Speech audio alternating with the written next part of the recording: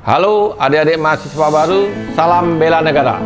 Saya Jube Levianto, Brigadir Jenderal TNI, Direktur Bela Negara, Direktorat Jenderal Potensi Pertahanan, Kementerian Pertahanan Republik Indonesia.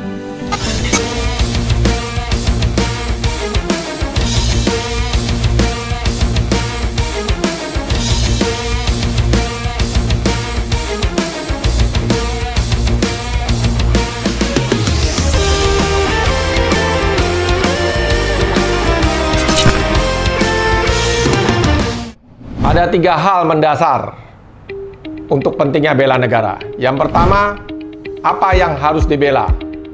Kedaulatan negara, keutuhan wilayah, dan keselamatan bangsa. Mengapa harus dibela? Saya ibaratkan negara layaknya sebagai makhluk hidup.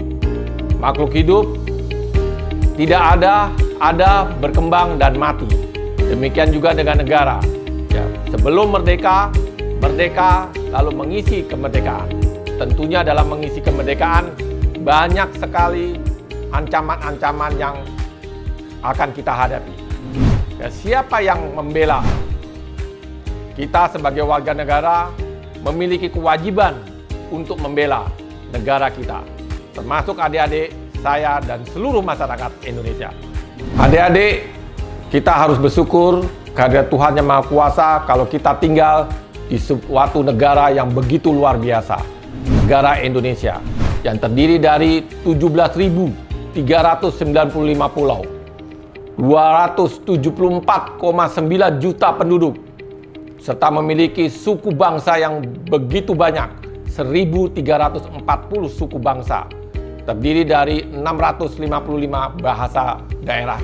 Sesuai Undang-Undang Nomor 23 Tahun 2019, bela negara adalah tekad, sikap, perilaku, serta tindakan warga negara, baik secara perorangan maupun kolektif, dalam menjaga kedaulatan negara, keutuhan wilayah, keselamatan bangsa, dan negara yang dijiwai oleh kecintaannya kepada Negara Kesatuan Republik Indonesia yang berdasarkan kepada Pancasila, Undang-Undang Dasar 45, dalam menjamin kelangsungan hidup bangsa dan negara dari ancaman.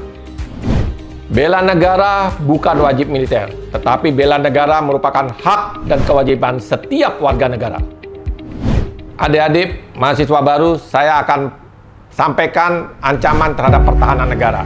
Yang pertama adalah ancaman militer, yang kedua adalah ancaman non-militer, yang ketiga adalah ancaman hibrida. Adapun ancaman aktual yang kita hadapi saat ini adalah seperti pelanggaran wilayah perbatasan, separatis, perompakan, radikalisme, ancaman cyber, terorisme, ya macam-macam bentuk-bentuk ancaman tersebut. Ya, saat ini kita sedang menghadapi satu bentuk ancaman aktual, yaitu wabah penyakit COVID-19. Ada ancaman potensial. Ancaman potensial ini berupa perang konvensional ataupun perang terbuka. Ini yang harus adik-adik pahami tentang bentuk-bentuk ancaman terhadap pertahanan negara. Adik-adik mahasiswa baru, saya akan perkenalkan dinamika perjuangan Negara Kesatuan Republik Indonesia. Ya, diawali dengan Pergerakan Nasional Budi Utomo tahun 1908, dilanjut dengan kegiatan Sumpah Pemuda, Kemerdekaan RI, ya, ada agresi militer Belanda pertama, kedua, ada serangan umum, ya, ada kegiatan Konferensi Meja Bundar, ya, pengakuan Belanda terhadap kemerdekaan Indonesia. Ya, ada ancaman G30 SPKI, ada Timur lepas, ancaman kedaerahan, Sampit, ya, lepasnya Sipadan Ligitan, semuanya bentuk-bentuk ancaman yang ada di Negara Kesatuan Republik Indonesia. Adik-adik sekalian, kita sekarang sedang menghadapi ancaman non-militer, yaitu ancaman kesehatan, yang kita kenal dengan COVID-19. Tahun 2045, ancamannya adik-adik yang tahu.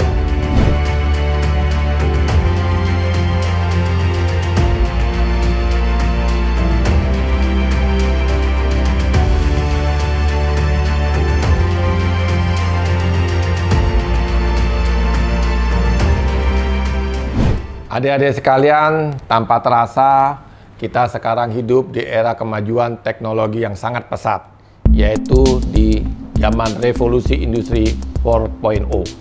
Di era ini kita tidak lepas dari kebutuhan kita sehari-hari, yaitu menggunakan internet dalam kehidupan kita sehari-hari. Adik-adik sekalian, saya akan perkenalkan salah satu bentuk ancaman, yaitu perang modern. Ya, salah satu contoh yaitu dengan proxy war, di mana negara yang berkuasa, negara yang kuat, memperdaya negara-negara yang lemah. Metodenya bagaimana? Yaitu dengan mencuci otak, brainwashing.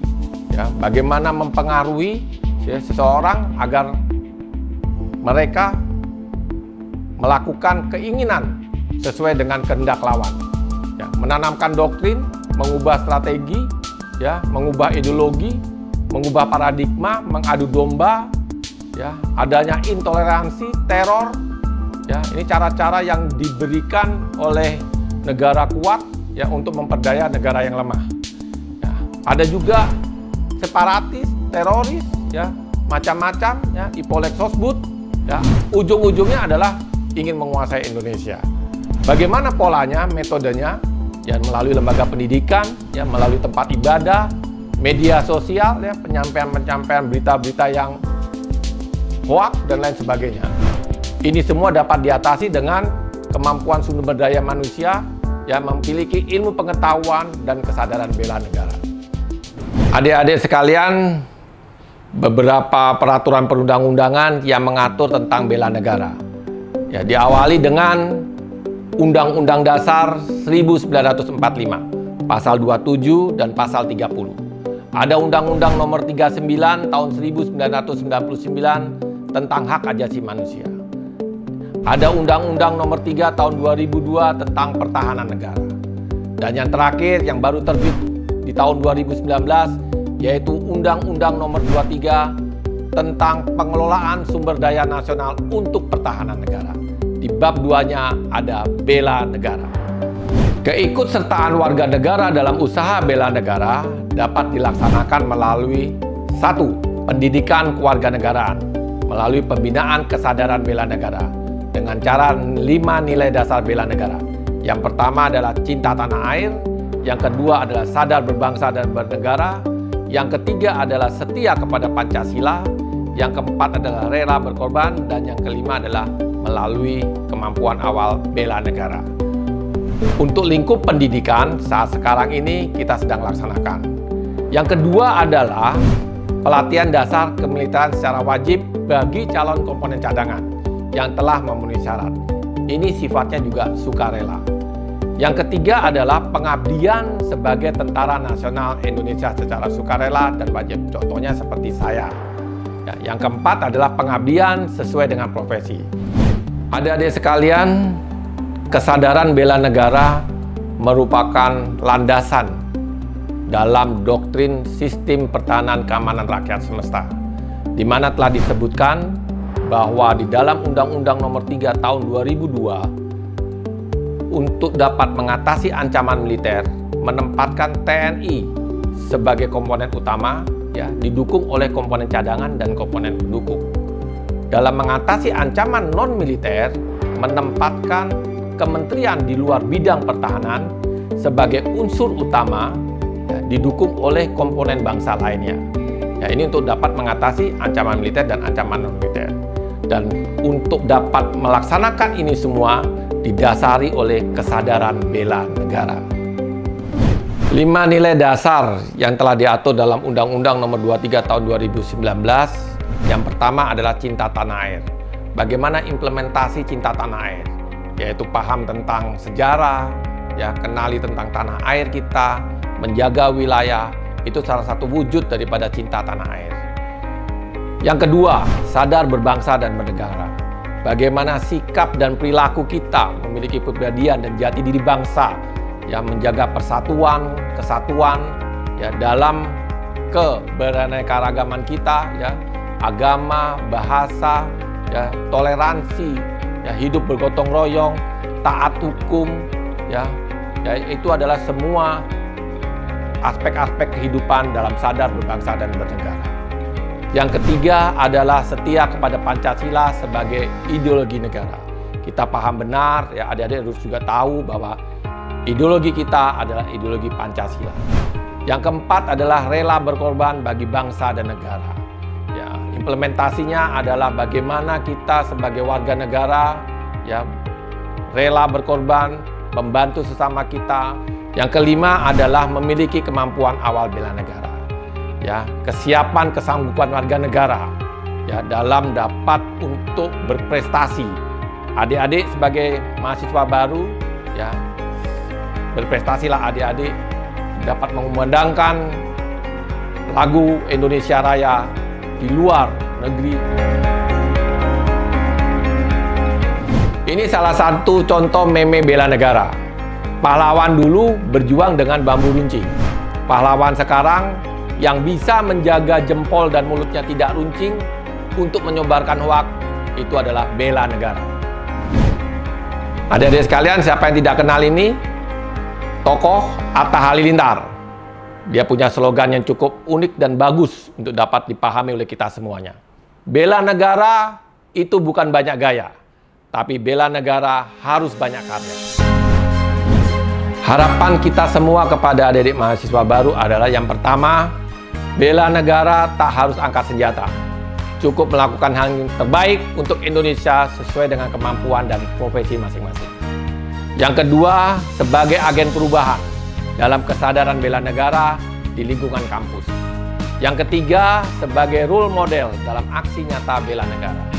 Yang keempat, gunakan teknologi informasi secara cerdas dan untuk hal yang positif. Gunakan media sosial secara bijak. Isi dengan konten-konten yang positif. Eksperimenkan kebanggaan Anda sebagai bangsa Indonesia. Yang kelima, tidak menyebarkan hoaks, saring sebelum sharing. Yang keenam, kreatif dan inovatif dalam membangun kompetensi diri guna menyiapkan diri sebagai kader pemimpin Indonesia di masa depan. Yang ketujuh, Indonesia Emas 2045 adalah milik adik-adik sekalian. Adik-adik, untuk mengenal lebih jauh tentang bela negara, ikuti sosial media tentang bela negara. Ada di Instagram, ada di YouTube, ada di TikTok, ada di Facebook, dan web bela negara. Sekian dan terima kasih. Salam bela negara.